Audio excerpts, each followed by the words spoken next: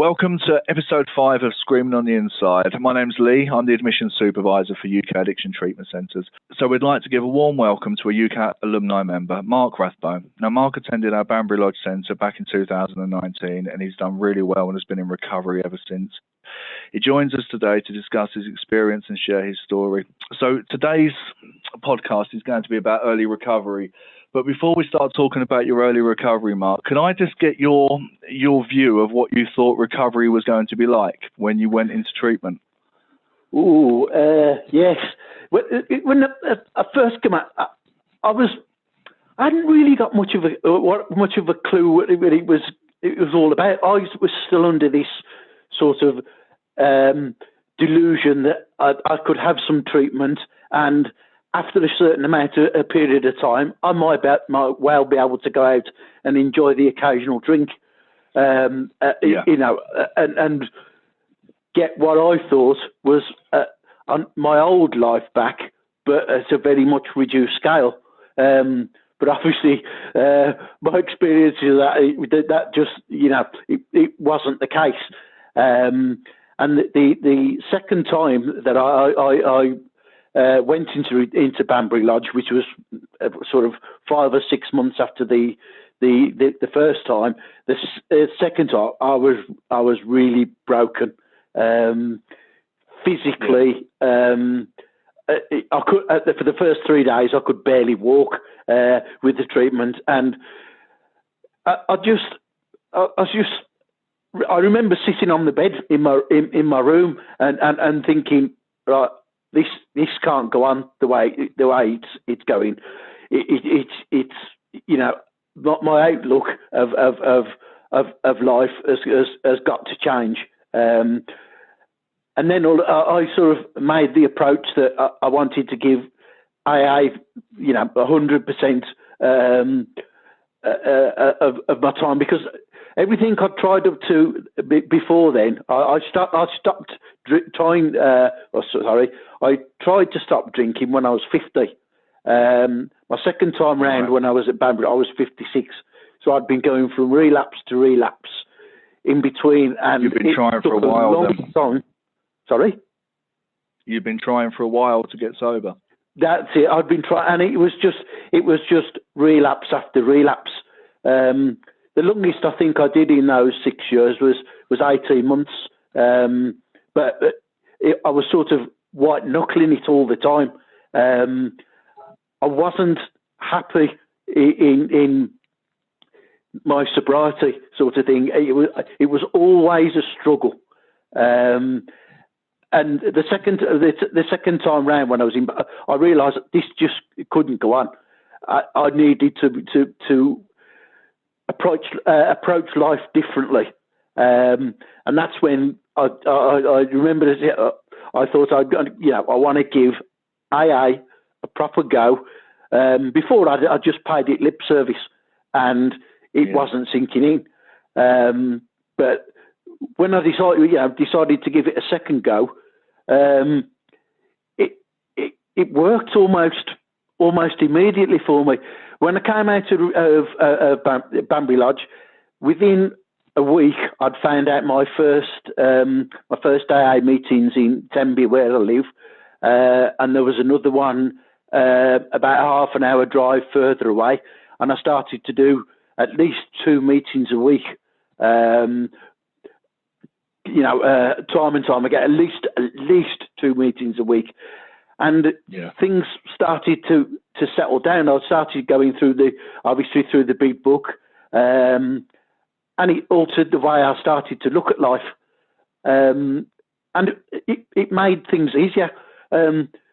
Living the code of the steps, it helped my mentality no end, and after a while, I found I was getting peace of mind that I'd never had before.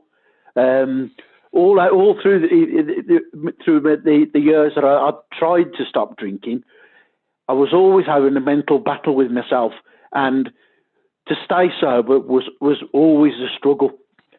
But once I started AA and I got into the two lovely groups that I met, and I had such a warm welcome, and made to be, feel part of a team more or less straight away.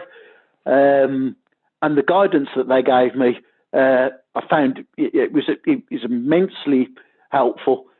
And being able to share my experiences and my problems, it like opened a new door for me. And I was then able really to. Does, doesn't it? That's it. It was like a new lease of life. It was unbelievable, and all this, I could actually find peace for the first time in my life, which was really new to me, because I'd struggled with it, my mental health for years, and they guided me into things like meditation, and gave me just general things. I picked up off a lot of people. Everybody through my experience in AA has got something to give. When they share their experiences of how they've dealt with certain situations, you can pick up bits and think, oh, that's interesting what he's got to say. I'll try that myself. And somebody else, you might think, oh, no, that's not for me. And you pick the things that you think will suit you. And that's what I did. And after that, I began to get settled. I had peace of mind, and all of a sudden, the turmoil of wanting a drink disappeared, because I'd got peace of mind. I had to do certain things, obviously, changing my lifestyle, cleaning house to a certain extent, but I did find peace, and since then I really haven't looked back. But you done, so because obviously I work in the admissions team for UK Addiction Treatment Centres, and my job role is to, facilitate the admissions for people to come into treatment. But I always make it very clear that when we take people into treatment, people do a lot of good work in treatment. They do a lot of soul searching, a lot of looking at themselves, addressing things that maybe they haven't done for a very long time. But the treatment initially is a good foundation. For me, it's the best foundation. And like yourself, I've done 2 rehabs. I've been into rehab twice. And it gave me the foundation I need. But what you've done when you've left treatment is you've done exactly the right thing, and there are many, many avenues. And I say that because lots of people that are going to listen to this will subscribe to different recovery models. But I myself am in 12-step recovery, and I truly believe in what it does. And it's given you the tools. You mentioned the peace, and I think that's the problem that I certainly didn't understand when I came into treatment, and most people don't understand that I feel worse without a drink in me than I do with a drink in me without the right help. And I'm always unsettled. I struggle not to drink every day. I can't enjoy my life. I can't enjoy my family. I can't, be a part of anything because I'm struggling not to drink and feeling really uncomfortable inside. And it will always inevitably lead me back to a drink, which it does with most people, or a drug in my case as well. But so you've done exactly the right thing. I mean, the early recovery part of your journey, the first 6 months or so, it can feel really intimidating, and I know it can. Everything can seem overwhelming. Emotions and feelings will be running high that you've not experienced before, and it is important that we sort of tell people what to expect during that time. So are you okay to tell me of a few of sort of the ups and downs that happened to you in your early recovery, the roller coaster of emotions that you went through? Yeah, you get a total feeling you're unsettled when you first come out of recovery. Your body's taken such a bashing with the medication, and all of a sudden you're trying to break the hard habits that you had for years, and it's not an easy thing to just you can't just turn on a tap and all of those different feelings are going to go away, because they don't. It takes time, and that's why I think it is important to go to as many meetings as you can when you first come out, to change your pattern of thought. You've got to find peace, because without your mind, if your mind's turning around for dozens of times, and you're blowing everything up out of proportion, because your anxiety, especially my anxiety when I first came out of Bambrilogic, my anxiety was still very, very, very high, and it was high for quite a few months afterwards before it started to calm down. So the things that you do, they're not an instant turn a tap on and everything's cured. You have to work at these things. As I said, you can't change the habits of what your mind's been doing for so many years. You won't change it instantly like that. You have to work at it. I found things like meditation was an absolute eye opener for me, because that gave me the peace, to be able to clear my mind and think, and going through the steps, sort of, and talking through my problems. I'd never been able to do that before. I used to drink on my problems. I never used to talk about. I used to just shut it away and punish myself. I used to punish myself really for my problems by drinking, and it was a punishment, because drinking at the end was horrendous. I didn't enjoy a single drop that I was drinking just before I went into recovery. Everything was pure murder. I used to start drinking at 5 o'clock in the morning because I'd got such massive withdrawals, and I was going through half a bottle of brandy by about 11 o'clock. And then it's amazing that would, by 11 o'clock, I'd just about feel human. So them sort of feelings that don't instantly go away when you come out. So sometimes you'll have good days, sometimes you can feel really down, and you've got to pick up the tools to enable you to cope. When you're feeling down, first one, get yourself to a meeting. I prefer face-to-face meetings. I'm not one for some of the Zoom meetings. To be honest, I'm not one of the ones for Zoom meetings, because half the time I don't know how they work. But I found I got more benefit from sitting face-to-face with people and sharing my experiences, not holding back. Because I did find that whatever I'd done in the past was nothing compared to what a lot of other people had done. Most people didn't even bat an eyelid when you're talking through your problems. Most people have done, hell of a lot worse, and it was eye-opening, and it enabled me. My anxiety gradually it grew down and down and down, and as it was going down, I found life much easier. I could do the things I wanted to do. I was learning that I could actually have a very good life without drink, and gradually the need for drink just desisted, and I found myself not even thinking about a drink after probably took about 5 or 6 months before all the emotions and the feelings and everything started to settle down, and the anxiety reduced itself to a level which was negligible. I can still get anxiety, but the difference is now I know what to do about it. I'll go and meditate, or I'll go to a meeting, or I'll phone somebody from one of the meetings and talk things through. So some of the things you don't exactly go away completely, but what you do learn is to make them manageable and not let them spoil your life.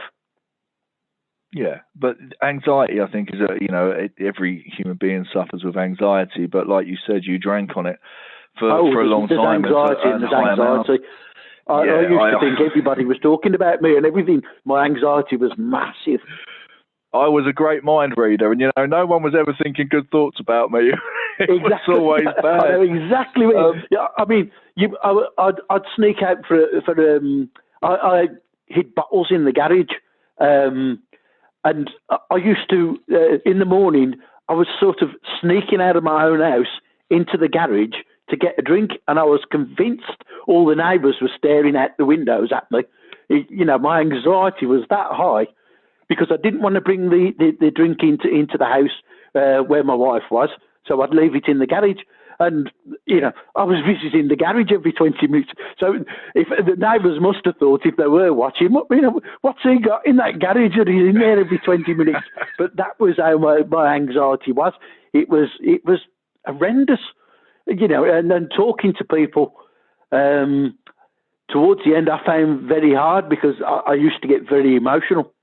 And I'd even break down into tears at times because I just could not control my emotions. If somebody phoned me up and asked me how I was and things like that, that could reduce me to tears.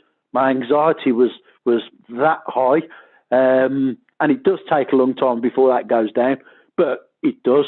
It just takes that little bit of work.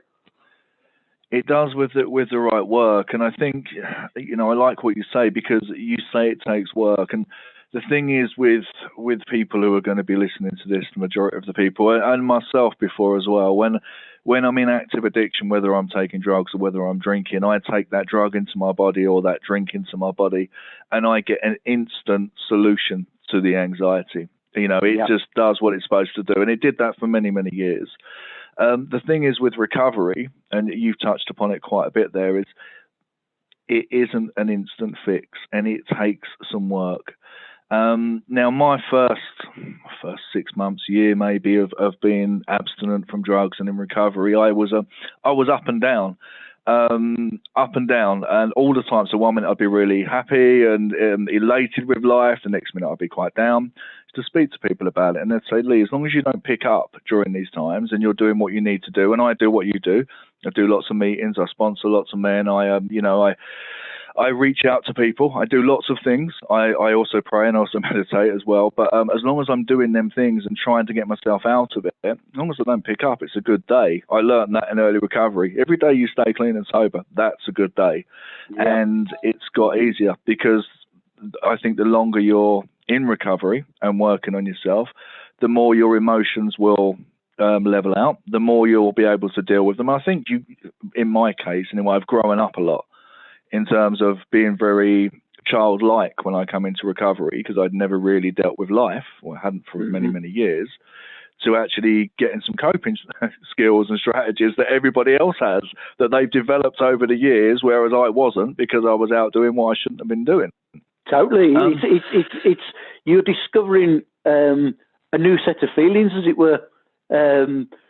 Your old feelings of which I used to mask, obviously, massively with drink.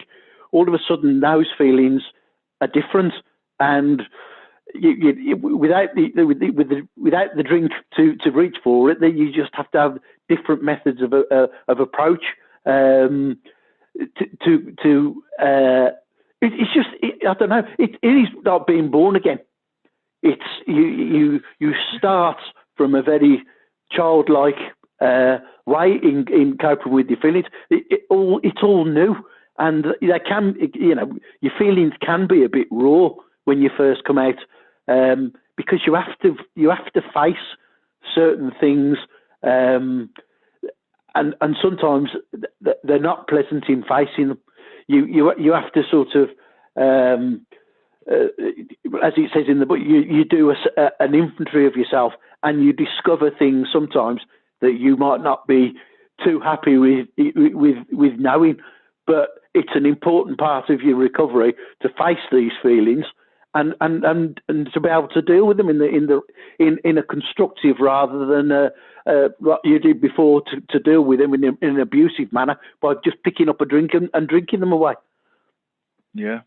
But you have to look at, though, the purpose of going through the 12-step program. For me, certainly 4 and 5 and 6 and 7 was to, if I don't know what I run on, and if I don't know who I am, and the underlying, defects of character they call them, but who I am naturally, if I don't know what that is, how am I supposed to be working on it?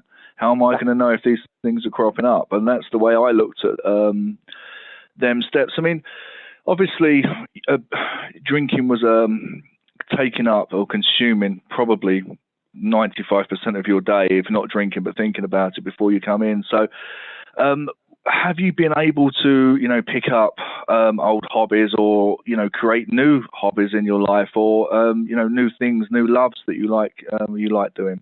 Oh yeah, I'm now a big walker. I love to. I live in Pembrokeshire, and Pembrokeshire has got miles and miles of beautiful coastline. And now I'm just happy. I can get my rucksack, get a can of pop, and I can go out with I can go out for walking for the day, and it improves my mental health immensely. But there is two ways of walking as well. That's one way I've learned. People can walk and just for exercise and not be aware of what's around them.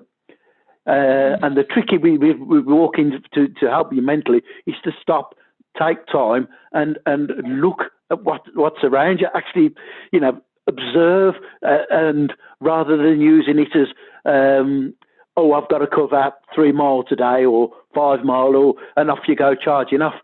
Walking it needs to be done with a bit of time and a bit of enjoyment, and that's helped me out immensely. And I also decided that I wanted to give a few things back, and I decided that I did some voluntary work for a company called Country Cabs in Tempe, and it's a taxi driver's role for pensioners and people who are less mobile. Oh wow! Basically, if they've got a bus pass, they can get a taxi from wherever they want to go for a vastly reduced rate. I think it just about covers the petrol, and I enjoyed doing that because I met some amazing people, and it helped me put my problems into perspective, because I get to talk to obviously the passenger, and there was one lady, and I'll always remember, she was blind, and I used to take her from Tenbury to Haverfordwest to do a little bit of shopping and take her back again. And she used to ask me, "Where are we, Mark?" And I'd describe where we were in the island. And the first time that I took her, she managed to guide me, even though she'd been blind 10 years. She guided me from this one island. She said, right, left, down, and she managed to guide me to her house, which is in the middle of the countryside in Pembrokeshire. She got out the car, took a shopping, managed to get obviously through her own gate, through up to a door, in through a door, and what amazed me is the fact that she was blind, but she knew, even in the car, exactly where she was, and I sat amazed with that. I was thinking some of the problems I've had, and yet that woman's been able to deal with her blindness, that she can tell a taxi driver where to go to take her home. And I met lots of people like that that used to put my trivial problems into real perspective. And I used to get I want to go back to that when I've recovered from what I've been through of late. That is one I do desperately want to go back to, because I get such a feeling of fulfillment in doing it. So that it was an important one. And also I'm a bit of an old scooter boy. I've got 2 Lambrettas, and for much of my drinking period, I just couldn't get out and ride my scooters, and they've always been my pride and joy. And I got even when I wasn't drinking at a particular time, my anxiety prevented me from riding. So it was always my big aim to get back on my scooters and get out riding again. I've nearly mastered that, because now, as soon as I was out, because of my cancer thing, straight away where they operated, I couldn't sit down for quite a long time. So sitting on an old Lambretta had to sort of take second stage again. But I'm now at a stage where I can actually get out and get on my scooters. So yeah, that's another one. Another one I did click with. I've made new friends. My AA group. Not only we go for meetings, we go and have a cup of tea and a cake and things afterwards. So I've got to meet new friends, not just what you call through a shared experience of meetings, but there's one or two. I'll pop round to the house and have a cup of tea and a chat. And they'll come to me, and we can have a walk into town and we'll go and have a cup of tea. That's nice. So there are things you can do. I love my gardening. I'm well into my gardening now. I find that far more relaxing than I ever used to do when I was drinking. Cutting the grass was a job that had got to be done at 500 mile an hour. Now I like to go out, spend a bit of time in the garden, and gardening isn't a chore anymore. It's a pleasure. No. It's something I can take my time in doing and get a sense of accomplishment that I've actually done a nice job. I do. One of our neighbours he recently had a stroke, and they were going to move because they couldn't cope with the garden. And I've said, no, you're not moving house. I'll sort your lawns out for you, and I'll do your privets, and yeah, I've done that. That gives me an immense sense of fulfilment that I'm giving something back. That it's that feeling of doing something for somebody for nothing gives you an immense feeling of peace. Yeah. I mean, they say, "Oh, Mark, we'll pay you." No, I don't want paying.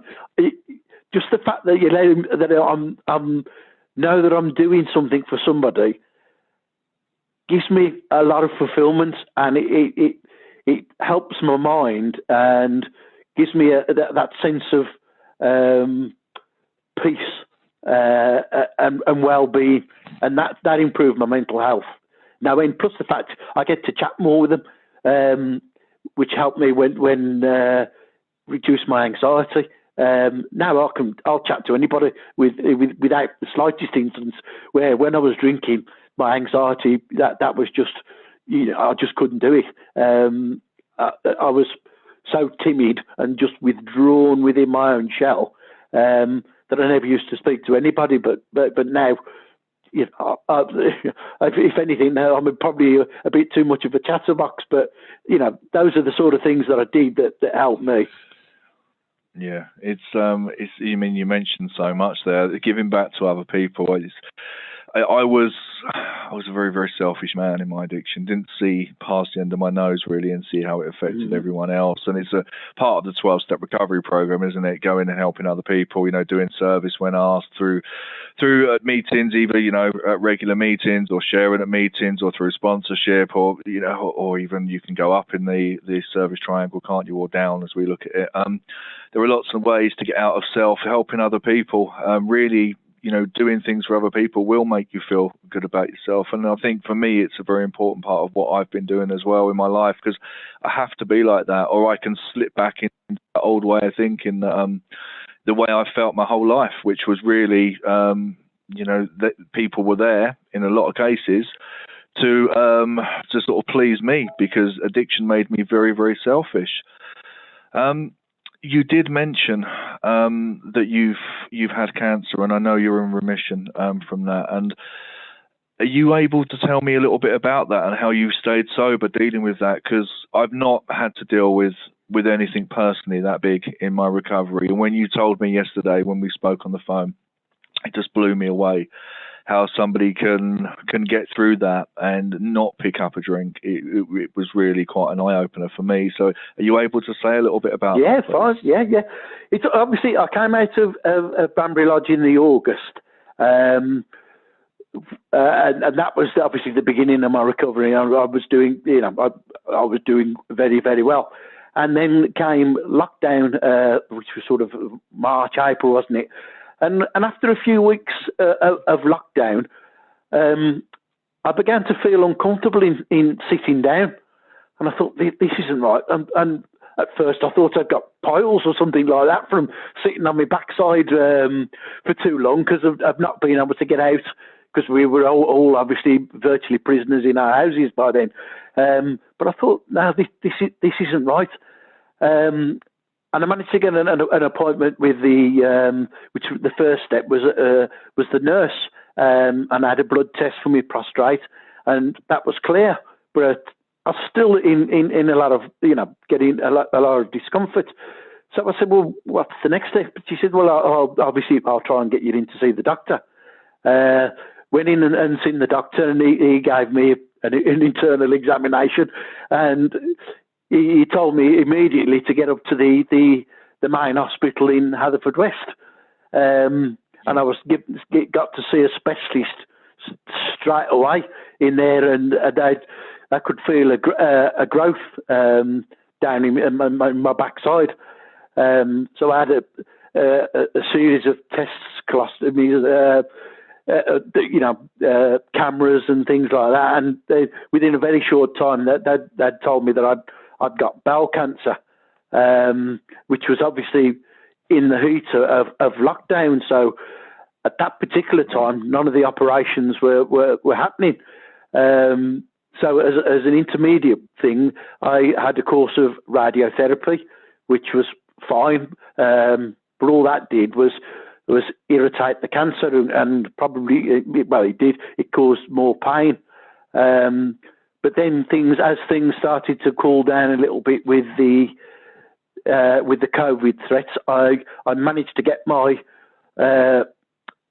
operation on the 18th of November, where they took out 3 layers of my bowel. So they sewed up my backside and fitted me with a colostomy bag, which it's quite a culture shock. I'm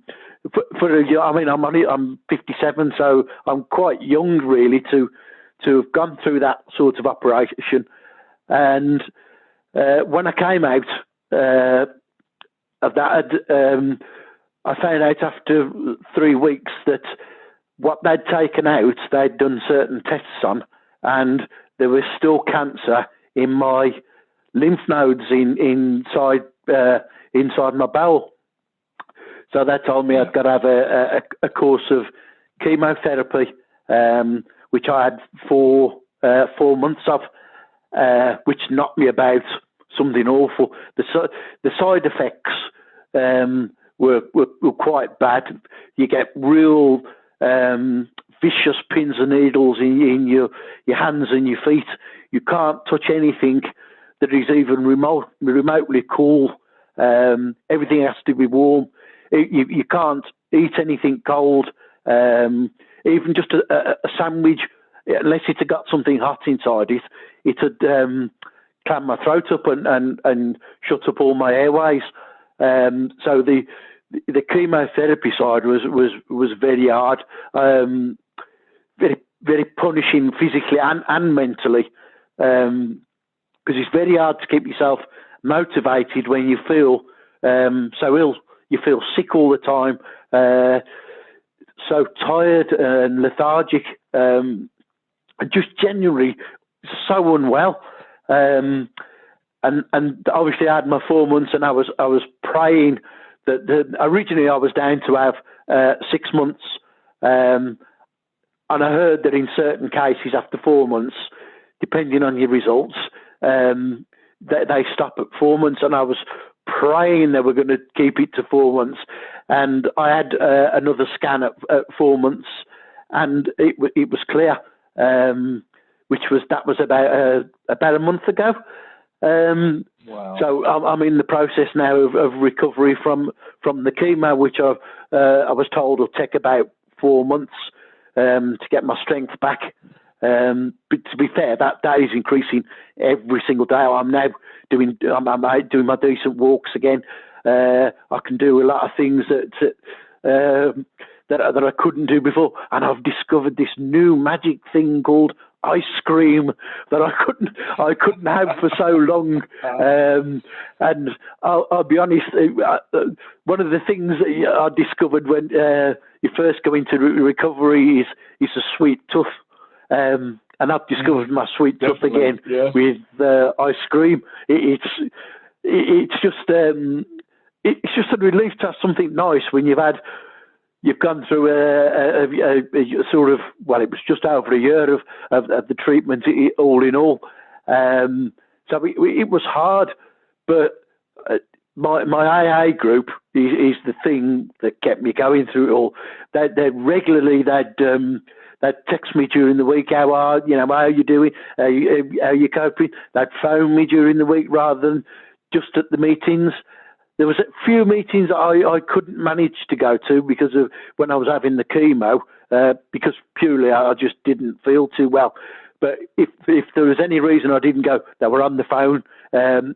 Are you all right? Are you well? Checking up on me all the time.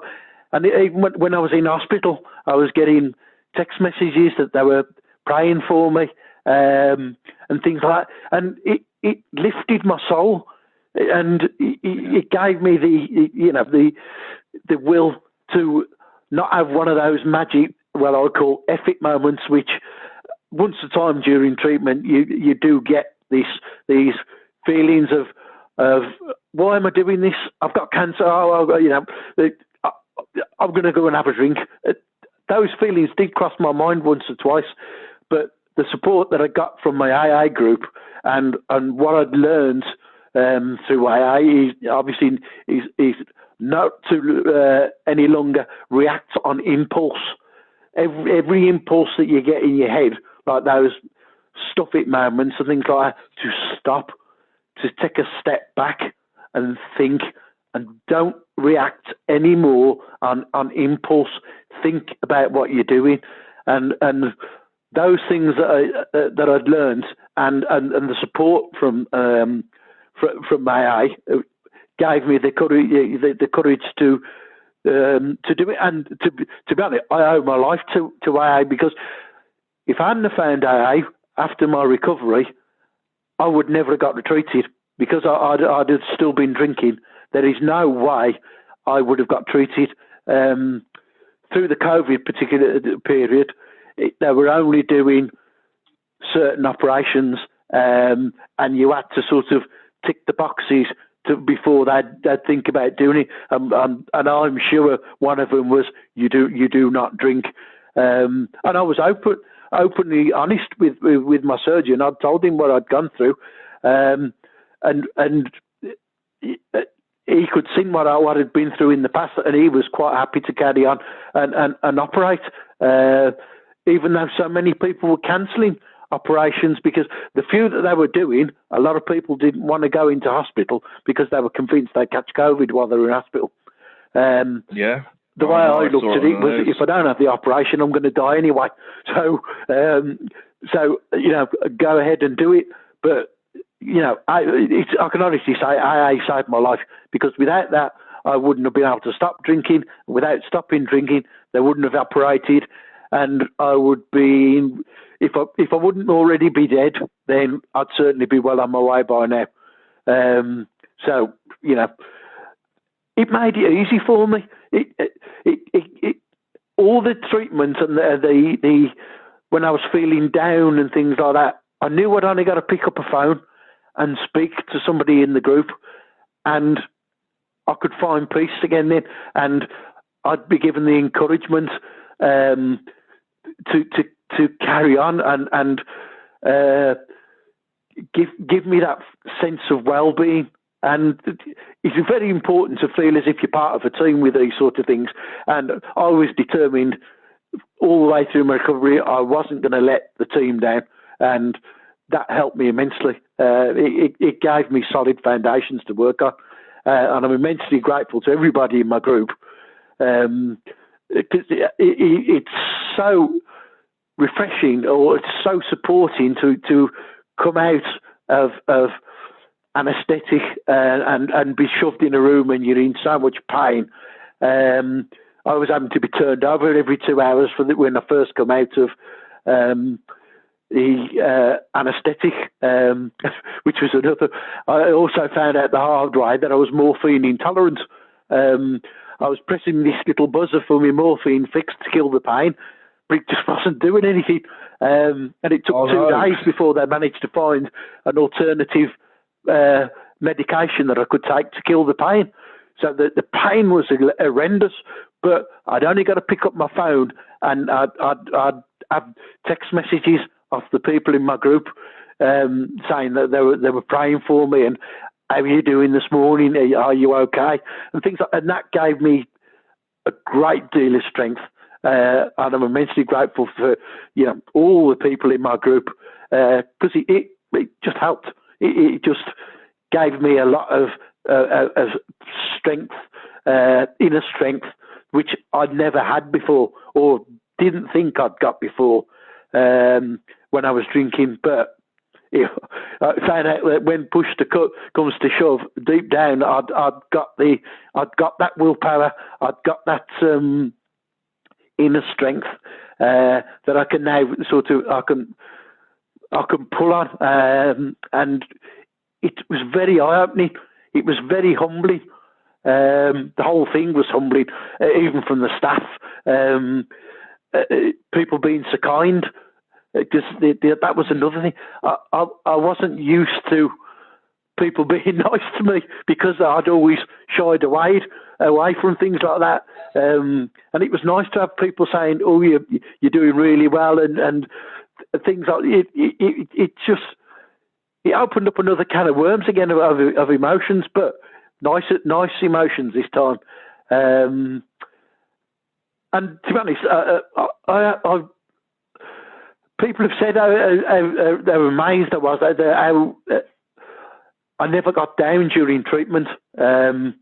Even the doctor said, even when you suffering from the side effects of the chemo and things, I'd still always got this stupid grin on my face.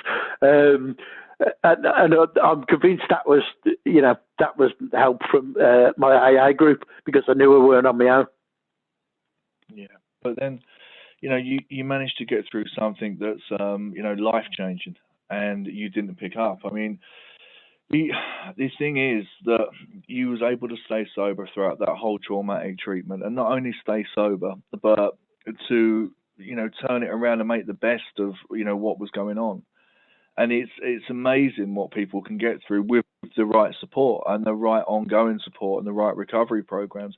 I've heard people say before, who've I've seen come back from a relapse. Well, I walked past the pub and I saw the glass glittering, and I couldn't resist. And I think you didn't drink because that was there. You drank probably because you was feeling a lot of anxiety, you was unsettled, and you didn't have the support or a strong recovery program.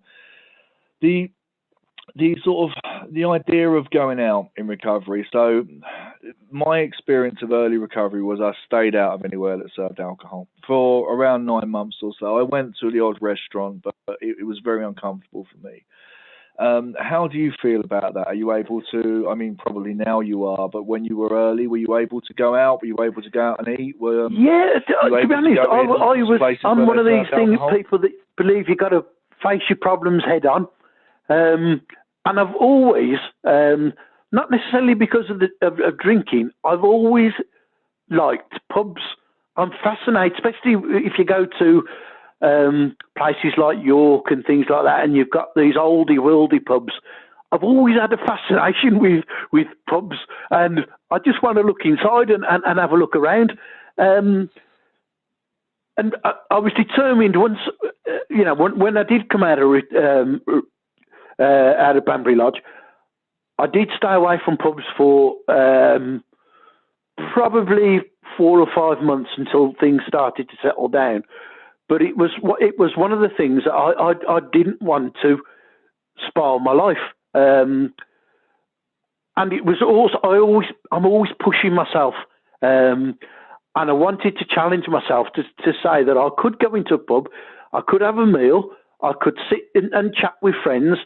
And have a soft drink and be able to socialise and carry on with my life. And so I didn't shy away from it. What I did have, as I broached on in the past, I like my scootering, and scootering is very much sort of a club orientation.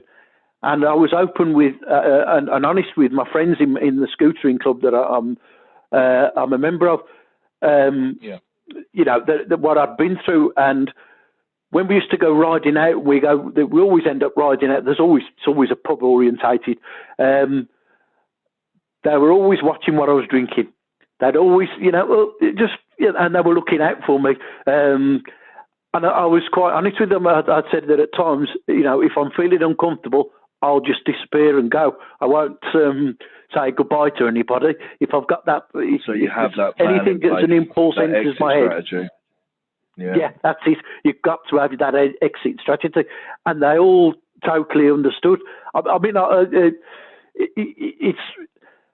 it's important to obviously, I think, to face your problems, and the in my case, because I pushed myself. I was in the army for 4.5 years, which was probably one of the reasons I struggled so much with recovery when I tried to stop drinking at 50, because the army teaches you willpower, and it teaches you that you can do everything yourself. You can do it. You're a man. You can do these things on your own. And recovery isn't like that. You can't do it on your own. And for years, I tried to do it on my own, and I couldn't do it. But it's also part of the army teaches you to push yourself. And pushing myself was one of the things I wanted to do with the pub, because I do enjoy going into a pub and just nosing. A lot of time I can go into a pub. I'll have a glass of Coke, and all I'm interested in is having a mooch around the actual pub itself and the history of the pub. I'm fascinated by old buildings, and that probably it made it easier for me, because I didn't used to go into dives where you've got people, you know, hammered, sitting in the corner, bladdered or popped out of their heads. The pubs that I used to tend to go into are more like nice country pubs and things like that. I don't bother with anything that's got no history to it. But it helped me to face up to these things. I'm not, you know, I can quite happily, I can walk past a pub and not bother, or I can think, oh, you know, I'll go in and have a glass of pop, and I'm quite happy having a glass of pop. In Tenby, it's a seaside town. It's made to get on my scooter, to go and drive down to the seafront, go and sit outside one of the pubs with the scooter sitting over the road and having a glass of pop, and people will talk about my scooters and things like that. Pardon me. And sitting in a group, and that enabled me to socialise with all the people that I used to socialise. Not in my drinking days, because the scootering chaps that I ride around with aren't heavy drinkers anyway, but they will have a drink, and they will go to certain dances, and they'll have quite a good drink then, but they're always watching if ever I go to a do, they're watching what I'm drinking. I don't think if I picked up a drink, I'd probably get a slap off one or two of them, because they just look out for me, and that helped me immensely. It is important to have the right people around you. It is, and it's also, I like, you know, you say you go into nice places for the ambience, for food and things, for, you know, the actual place itself, and it is okay. I believe, I'm a firm believer in that, you know, once you're in, and you know, early recovery is different. Some people in early recovery, I was one of them. I couldn't be around it. I couldn't put myself in danger. But I'm a few years in now, and I'm able to go anywhere and do anything. You know, if I do go into a pub, I go there because there's an event going on, or because I'm going to meet people, and I can be around alcohol, not be tempted. And if I ever am tempted, it's just a passing thought. And like you say about the exit strategy, I was told that in early recovery, your sobriety comes first, your recovery comes first. Nothing comes in front of that. If you need to get up and leave, you need to get up and leave. You don't need to give excuses. It's about keeping yourself safe. Exactly. And that's, you know, my primary purpose. As long as I do stay sober, same as you, as long as you stay sober, then you're able to deal with the other things that life throws at you. And, you know, you're a prime example of that. I mean, how have you felt? And I know you've touched on this quite a lot anyway, but it is important to sort of maybe highlight it about. I think a lot of people, you said about your army days that, should be able to sort things out with willpower alone and things. But how have you felt about being able to get vulnerable and asking for help, whether that be from AA? I know you're a part of alumni as well, but just being able to say, do you know what, I'm not having a great day, and actually having the humility to admit that and ask for help. Have you found that easy? I didn't find it, well, I struggled for, as I said, for the best part of 6 years, from when I tried to stop drinking at 50. And it took me 6 years before, obviously, I found my second stint at BAMDA. For those 5 or 6 years, I didn't ask for help. And it's the biggest mistake that I ever made in my life. Asking for help, you cannot do this recovery process on your own. Anybody that tries to do it on their own is asking for trouble. You just won't do it. I was the most stubborn-faced, pig-headed person. I could do anything because the army had rustled into me. It's all about willpower. You can do it. You can do it. I couldn't do it. And I just got fed up of trying to do it on my own. I just couldn't. I just got sick of failure all the time. And when I did ask for help, it was such a relief. It was a big weight off my shoulders. And all of a sudden, not just the help in the drinking, helping in life. Talking through my problems, and they're not all related to alcohol. There's your triggers. It's a whole world of things that you need help with. And once you open that door, it's the most important step you'll ever make. Honesty is your key part of recovery, because you won't find your serenity, your peace of mind that you will need for your recovery. And to get on and enjoy your future life, you won't get that without honesty. You've got to be able to live with yourself and live with the things that you've done in the past and be able to put them, you don't forget them, but you put them in a place where they don't hurt you anymore. They're always there, but you can deal with them. Your feelings of guilt have gone away. You've tried to make amends where appropriate, and you've hopefully you've had some success in that. But if you haven't, it's not the end of the world. You get on, then it gives you that feeling of serenity. And unless you're honest, you won't ever get that, because you'll always have nagging doubts of holding back certain bits of information. And honesty is the key thing to recovery. You've got to be able to face what you've done in the past and be able to deal with them and put them in the correct place in your mind, so that they don't get up and stab you in the back 3 months down the line because you haven't accepted it.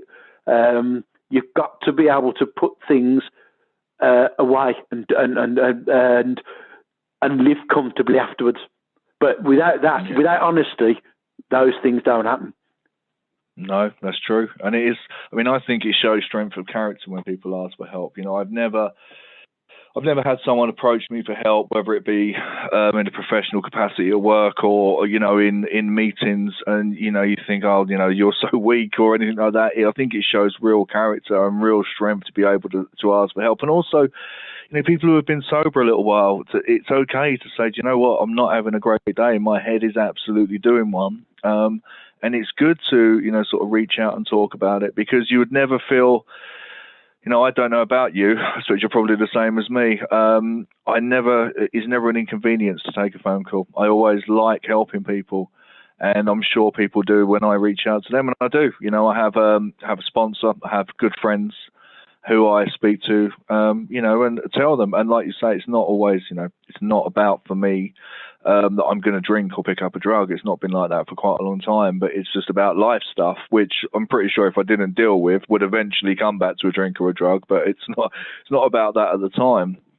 How have you been able to gain the trust of your family again since leaving treatment and embarking on your recovery journey? I know that can be hard for people to forgive and to start trusting again. Have you found it an easy process?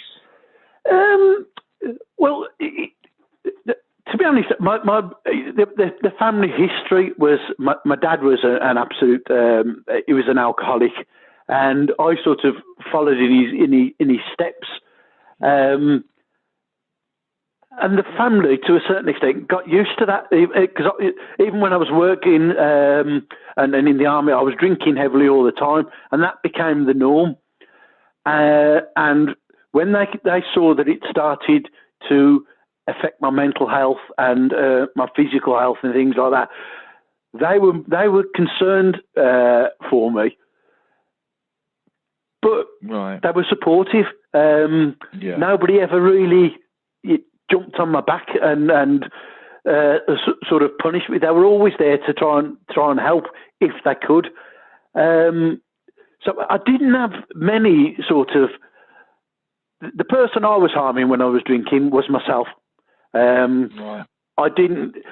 I harmed my relationship with the wife probably more than anything, because she was the one that had to watch me doing this to myself, and she couldn't do anything about it. So, but she was always there to help me. She taught me through. She helped me, make the decision to go into rehab. She was rock solid. We were married when we were 20 and 21. And 16 and 17 when we started going out. So she's been my rock all the way through. She's seen my good times, she's seen my bad times, but she's always been there no matter what. When I was drinking, she wouldn't jump on my back and cause arguments over it, because she knew that's what would end up being. There would end up being a row. But she was the first one to try and talk to me, try and find out what was bothering you, trying to get to the root of what was causing me to drink, and we managed to deal with things together. But my family wise, because it was half as if it was expected of me to become an alcoholic, because my dad was such a heavy drinker, that it was as if it was inevitable that was going to happen, and it was odd. But when I've stopped drinking, their support and the amazement that they've seen what I've been able to do, and the change in my personality. I'm a different person. I've got patience now. I can talk to people now. My family were very, very disjointed. Even though I've got two sisters and a brother, we could probably go 12 months without talking. The only time we used to see each other was at weddings and funerals. But now since I've stopped drinking, we're coming closer. I'm going back up to Birmingham, in fact, where all my family are in next week, and we're all going to have a family lunch to celebrate, obviously, my remission sort of thing. And amazing. That would never have happened. While I was drinking, it just wouldn't have happened. But the fact that I have stopped drinking, they are comfortable to come out and enjoy a day out and a meal, and that's nice. But we're such a very disjointed family. It was, as I said, it was hard. My experiences of drink started probably from when I was 8, when I used to be sent down to the pub to get my dad out the pub. We used to go and visit my nan every Saturday, and I was the one that used to have to be sent down the road to try and get him out the pub. And once I was in the pub, because he wasn't ready, that he wanted to go home, it started with, have a glass of shandy and things, and that's how the sort of my life started with drink. So I don't think anybody was particularly surprised that I couldn't stop drinking when I reached 50. But there again, I never told my family what was going on in my head. The only person that really knew what was happening in my head was my wife. So I didn't let anybody in. So they were probably, to a certain extent, unaware of how much I was struggling, because I could go months without talking to her. I would talk to my mother, but that was mainly because when my dad did pass away, I wanted to make sure that she was all right. But there again, I did have periods when my anxiety was that high. I couldn't speak to her for weeks on end because I could burst into tears. And she had a knack of being able to tell when I was struggling. She could tell by my voice. When I'd be speaking to her to ask her how she's going on, she could get inside my head. She knew when something wasn't quite right, and she could always pick up on that, which was in some ways was good, but in other ways it was bad because it made me hide even more. Then I wouldn't contact her because I knew she could break me down. So I used to sort of hold back on that.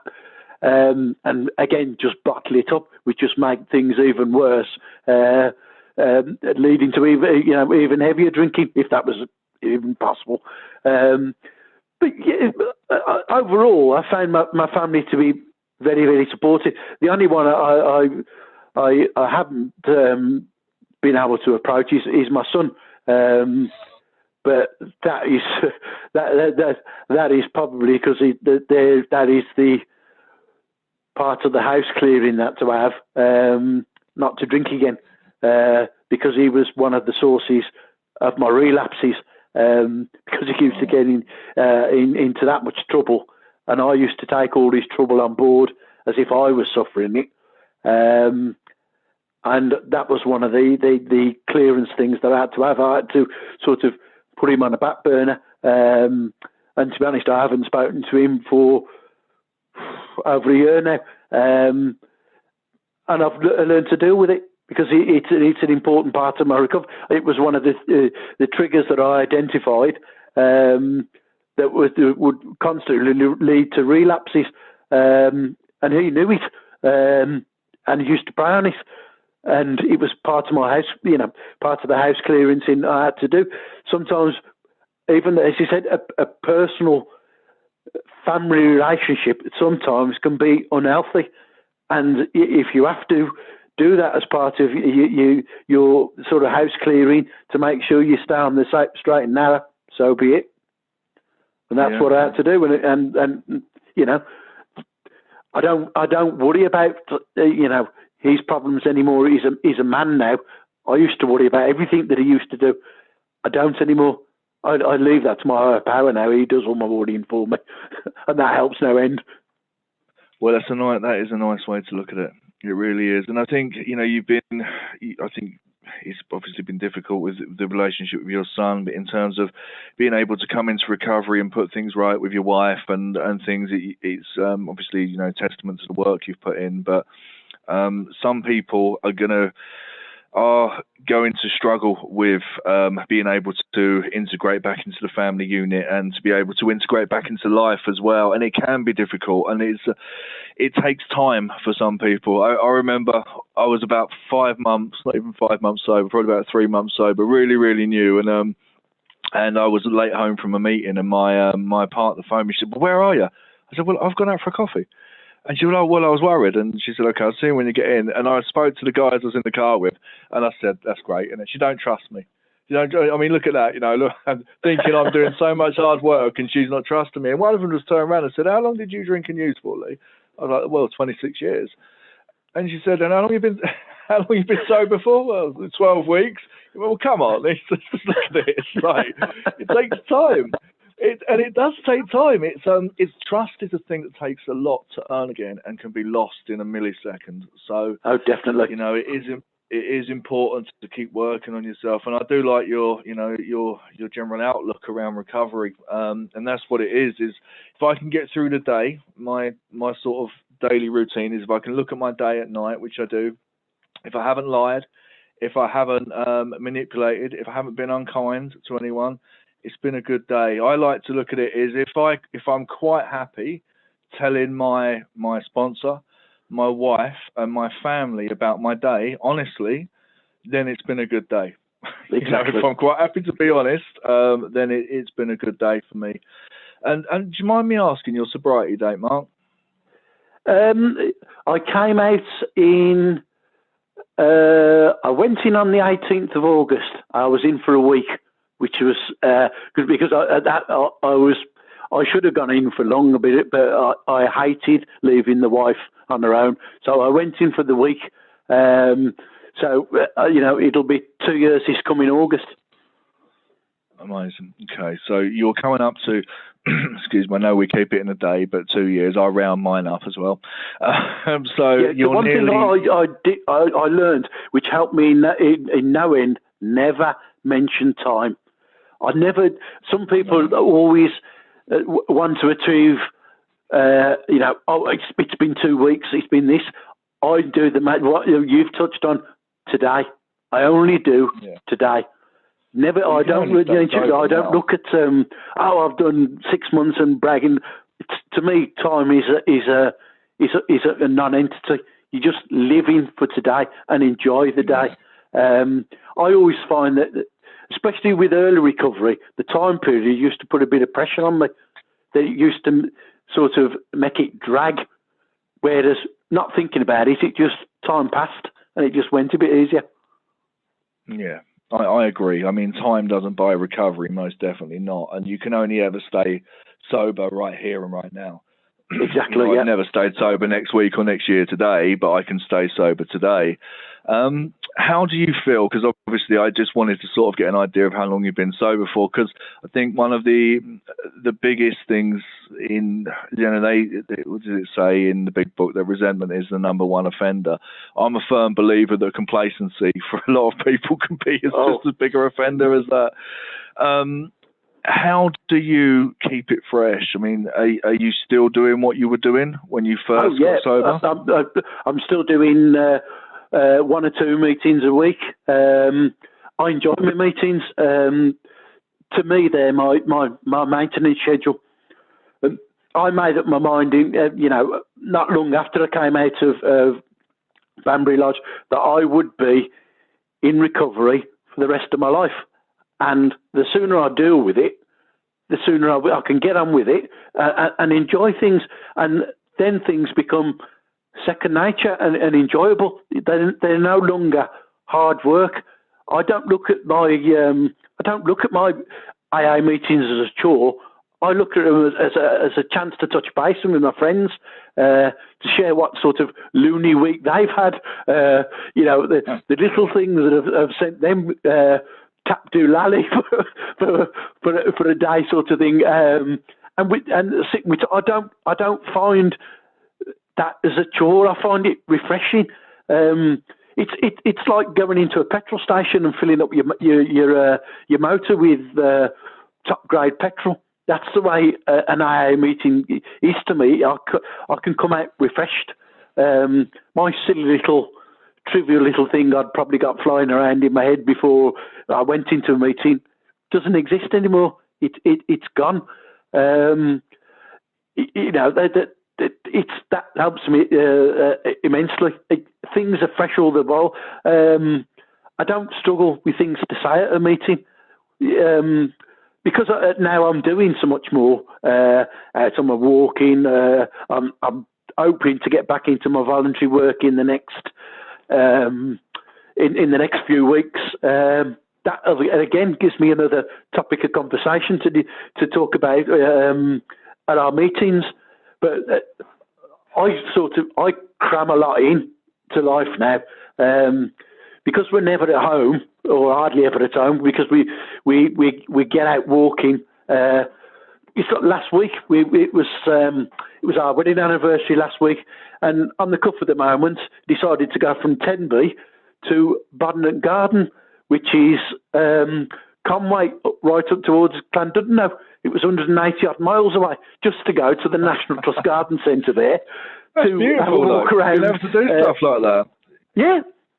just get up and go. That's what life's about. It's either about sticking a rucksack on and going trotting around, or, get in the car and go out driving and spend the day walking. That's what I like to do. And the pair of us we probably spent about 3 hours there, and probably spent about 10 hours in the car. But it was a day, a lovely day. I'm never in. I've got my scooters, I've got my garden, I've got my walking. I live in Pembrokeshire. It's a lovely place. You can go out exploring. There's that many walks around here. It's beyond belief. Life's too short. I've learned life is too short, and life isn't to be spent sitting on your backside feeling sorry for yourself. Life is, it's a challenge, and you accept that challenge and get on and beat it. Get on, meet it head on, and get out and enjoy yourself. And you learn so quickly that you can have far better experiences without a drink than you can with one. For a start off, you can remember what you've done with it, which was always a problem when it was having a drink. But life is short. Get out and live it. That's what it's all about. Yeah, I couldn't have put that any better myself, Mark. This isn't a dress rehearsal. None of us are getting out of here alive. Enjoy it for what it is. No, exactly. I have to agree with you. This has to be better. Recovery has to be better than my life before. It has to be. Because if I wasn't enjoying life more now, even with the ups and downs that recovery can bring, and it does, life happens, this wasn't remarkably better, I'd probably go back to living the way I was before, because I was comfortable doing it. The way my life used to be, my worst day in recovery is better than any day I had when I was drinking, by far. My life when I was drinking was pure turmoil and terror, and I couldn't face that again. And when you open this new chapter in your life, that you can find that you can get just a bigger buzz, going out, meeting people, going out walking, and enjoying your life, and you can see things that you've never seen before. Because you don't see life properly when you're half cut. That's not what life's about. You can see far more of life when you're sober and living it, and you're not living it when you're drinking. It's a simply you're shielding yourself when you're drinking. You're only seeing the inside of a pub, and sleeping. You go from drink, sleep, drink, sleep, drink, sleep. That's what life was to me when I was drinking. I don't do that anymore now. I'm out and enjoying life, and it's so fulfilling. Even in my worst days when I was having my chemo and things like, even in those worst days, I would not have gone back for one day to the way I felt when I was drinking, and I felt really ill when I was having chemo. But I wouldn't want to go one day back to when I was drinking. I just couldn't do it again. It would destroy me. And that's the message right there, and it really, really is. It's a powerful, powerful message. I think if anybody's listening to this and they're struggling, they need support, reach out. You have the local fellowships. You can find them online. You can contact UKAT directly. Reach out, seek help, because it's possible. Not only is it possible to get sober and clean, no matter where you've been, but it's also possible to stay that way no matter what you're going through, because Mark is proof of that. Well, Mark, thank you very much for joining me today. You've been listening to Screaming on the Inside with our special guest, Mark. Find our podcast on all audio platforms. Simply search Screaming on the Inside. If you would like to feature or have any topic ideas for this podcast, you can email sotipod@ukat.co.uk. Thank you, and thank you very much for joining me, Mark. Thank you.